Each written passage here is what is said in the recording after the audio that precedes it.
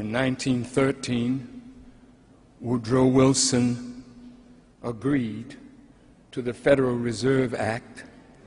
Nelson Aldrich, a senator, and Paul Warburg and a few of the Jewish families of Europe with Gentiles took over the monetary policies of the United States.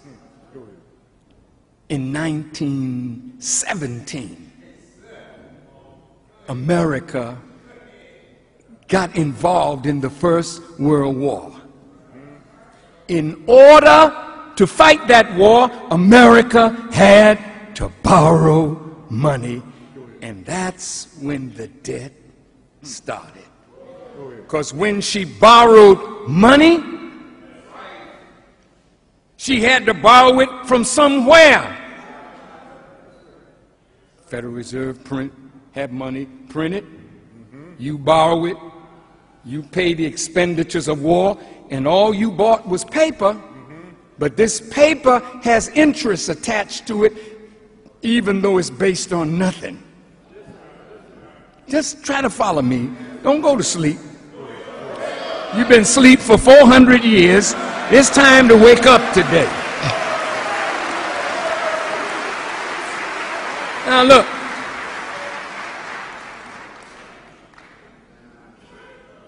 After World War I, the debt started climbing.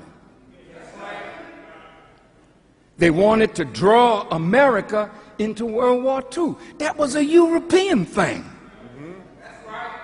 Hitler and the boys.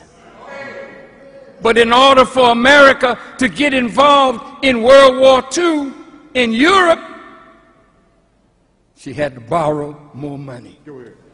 The debt started escalating. Then Japan attacked.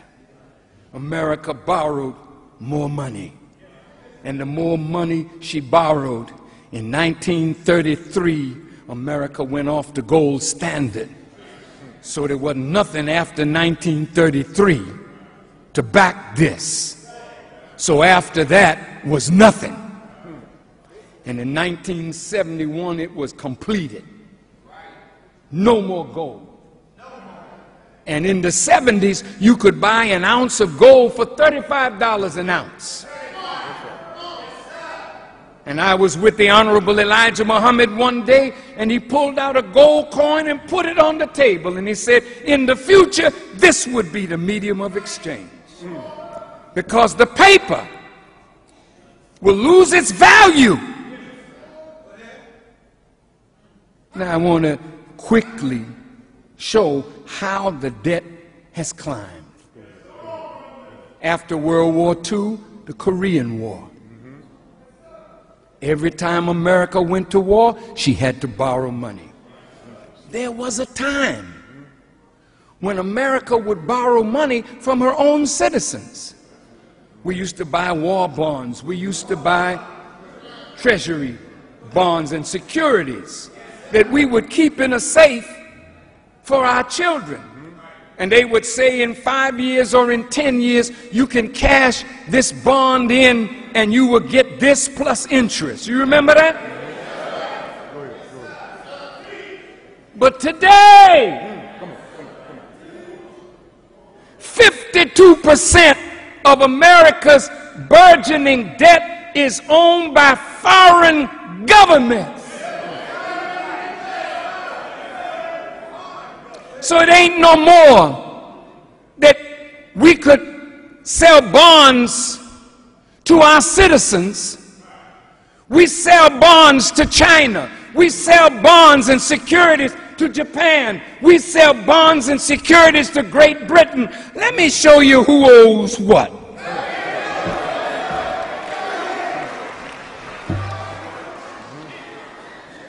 This kind of stuff is classroom stuff. But every time you come to this house, it'll be a classroom.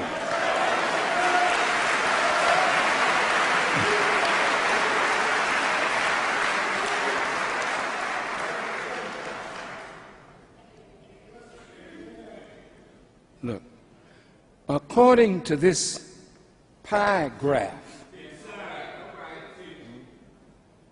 intragovernmental debt, $3,794,000,000,000.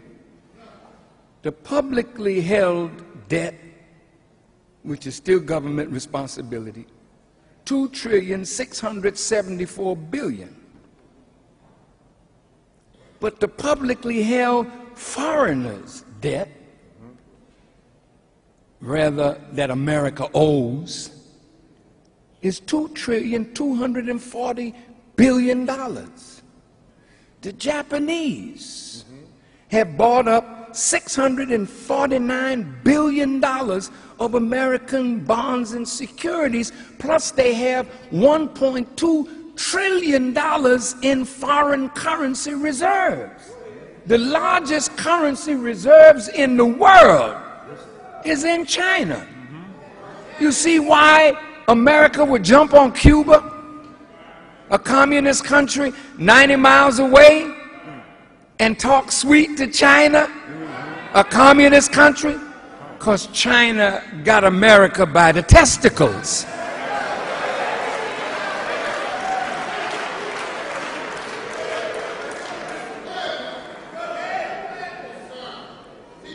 I use that language because every male in here knows how painful that is.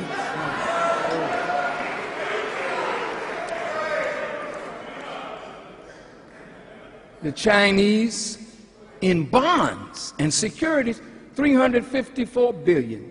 The British, $249 billion. OPEC, that's the oil producing countries, $102 billion. Korea, $66 billion. Taiwan, $63 billion. The Caribbean banks, $63 billion. Germany, $56 billion. Hong Kong, $55 billion. Brazilians, $54 billion. Canadians, $49 billion. Luxembourg, $38 billion. Mexico, $36 billion. The French, $31 billion. Singapore, $29 billion. Swiss, $27 billion. The Turks, $24 billion. The Swedes, $19 billion. The Irish, $19 billion. The Dutch, $18 billion. The Thais, $17 billion. The Israelis, $17 billion. The Belgians, $15 billion.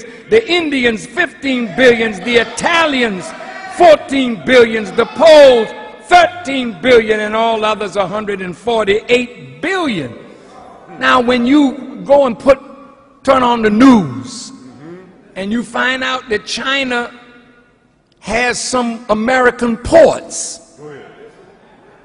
you say, well, how did that happen? The Arabs got so much and so much. The Chinese got.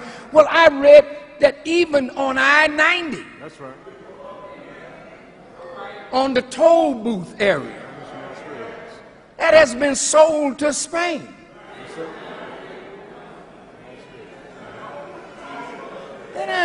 Wait.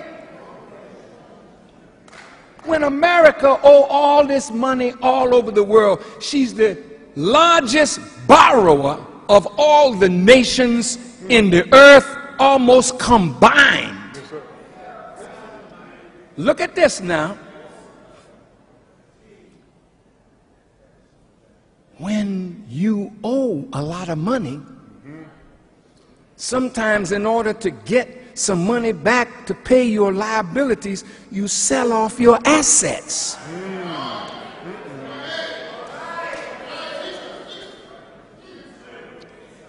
Look, family, I just want to come straight to you.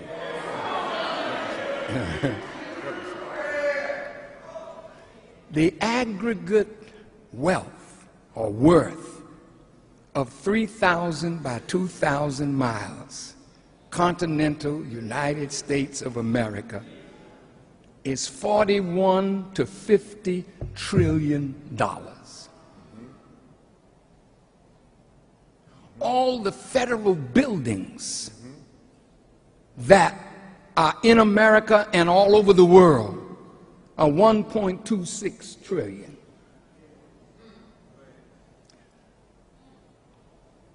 Now, all these people that America owes, suppose they say, well, wait a minute, America not doing too good. We want to call the debt.